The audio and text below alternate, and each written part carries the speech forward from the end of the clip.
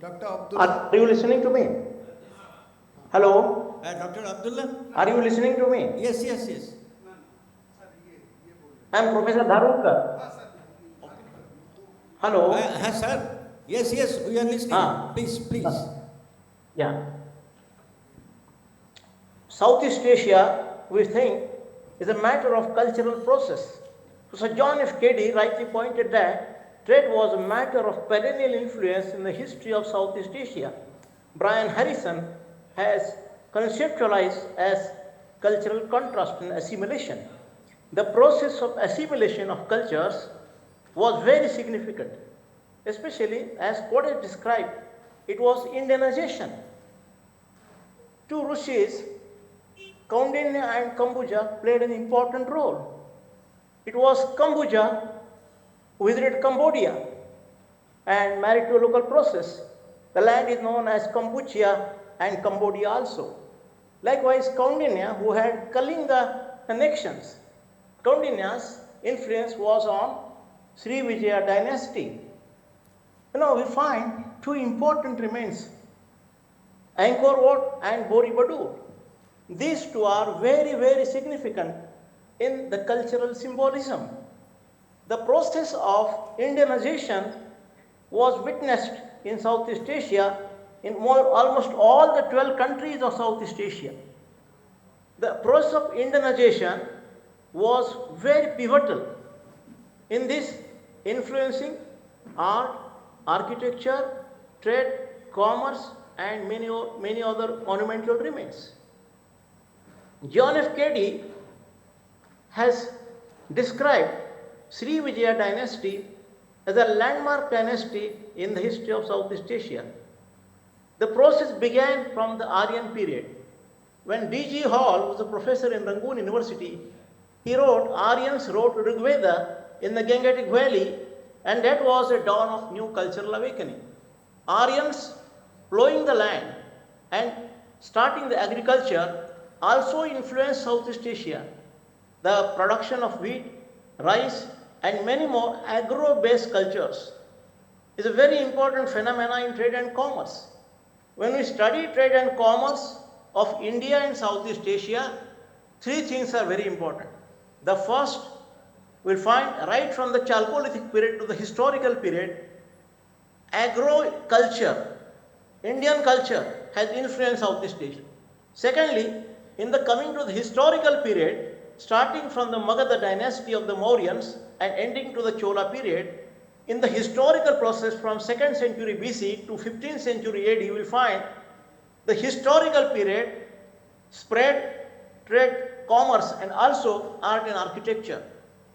Ample bronzes are found in Southeast Asia. Bronzes of Buddha, the bronzes of Shiva and Vishnu. So at one side, sculptural images and also bronzes. So this historical period requires to be studied very carefully, because way in which reports we have seen excavations being conducted in different places in Cambodia and Indonesia and Java, and we have to also parallelly conduct certain explorations and excavations in India to understand the cultural sequence of cultures in the historical period, in the Maurya period, and also in the Chola period. So what type of cultural interactions, waves after waves, penetrated in Southeast Asia and maintaining a cultural sequence. That cultural sequence we have to understand in a very systematic manner, which will provide us how the process of Indianization was not only in the period of Ashoka, it was a base, it was a solid base of Indianization, but the Indianization, what the Western scholars presume, that Indianization only remained for 500 years. It is a myth. Indianization has remained up to 15th century, till to the arrival of Parameshwara becoming Iskandar Shah in Malaya. So this is a process from 3rd century BC to 15th century, a span of a very longer period has witnessed the penetration of Indianization. So the process of Indianization, when we are studying in the form of language, art, culture, iconography, and archaeological remains, need to be explored more depth manner.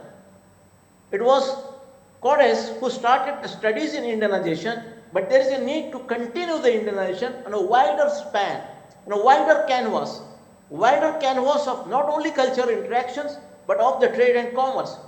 Whenever there was a free trade from India to the Southeast Asia, India flourished, Southeast Asia flourished.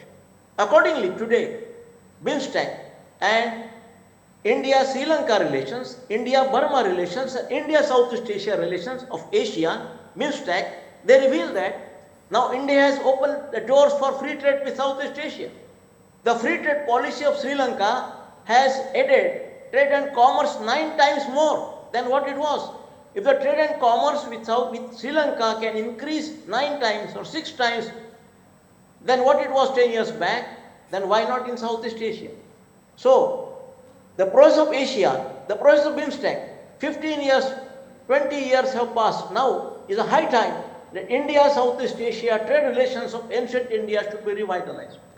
So, all the Asian countries, all the BIMSTEC countries should be good trading partners to change the profile of culture, to change the profile of these nations. So, as India today is flourishing, India today is on the peak of development. So, the benefits, as our Honorable Prime Minister says, Sabka Saath, Sabka Vikas, that's also the neighboring countries, development of the neighboring countries, and being the old partners, the beneficiaries of our cultural revolution, I think India's G20 chairmanship is a kind of revival of history.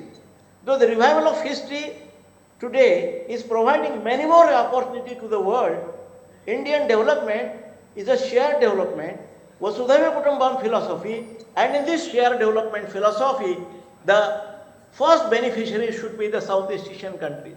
So all the 11 countries of Southeast Asia should be given an opportunity for free trade, free policy, and with this free trade policy of India, I am sure, we are quite sure that all the Southeast Asian countries will be benefited out of this free trade policy.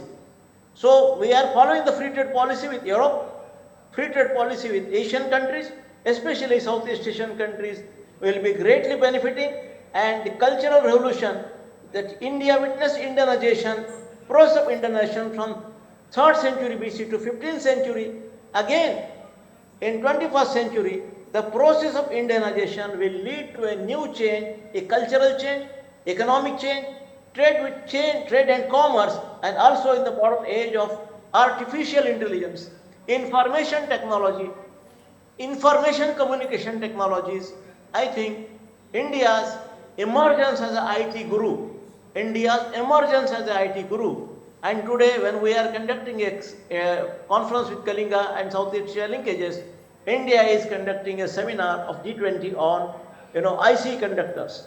When India is making a revolution, India is on the verge of revolution in information technology, India has become a super IT guru. So all the Southeast Asian countries like Cambodia, Vietnam, Laos, Thailand, all of them should be benefited on the basis of information technology, because innovation was a key of revolution in ancient times, and innovation is a key of development even in the modern times. So with these few words, I can summarize 3 things are very important. In Indianization, India provided cultural base to the Southeast Asian countries. And this was based on innovation, based on art, iconography, architecture. Secondly, India made a revolution of agrarian exchanges. So you'll find the exchange of rice, exchange of wheat, exchange of cotton, exchange of textile, Dhaka connection, the Malaya connection. Nor Malaya cannot live without Cambe, neither Cambe could never live without Malaya. That was a connection with Malaya and Cambe combined. Likewise, this Kalinga and Sri Vijaya connection, Kalinga and Java connection was also a trading connection, was also a textile revolution. So antiquities, art, development, textile was an agro-based revolution. The second phase was agro-based revolution, first was a cultural phase, and now the third phase is being opened, information technology-based revolution. And this information technology-based revolution India has certainly has opened a new vista, doors of India's investment for the Southeast Asian countries, and with this cordial exchange of Kalinga and Southeast Asia connection will also provide a new dimension, open the new doors of development of India's advancement in information technology will be benefited to all the South Asian countries to rule the world, to rule the human cultures, and to usher a new dawn of cultural revolution, economic revolution in the 21st century. So, thank you very much for patient listening. If you have certain queries, I will be ready to answer. Thank you very much.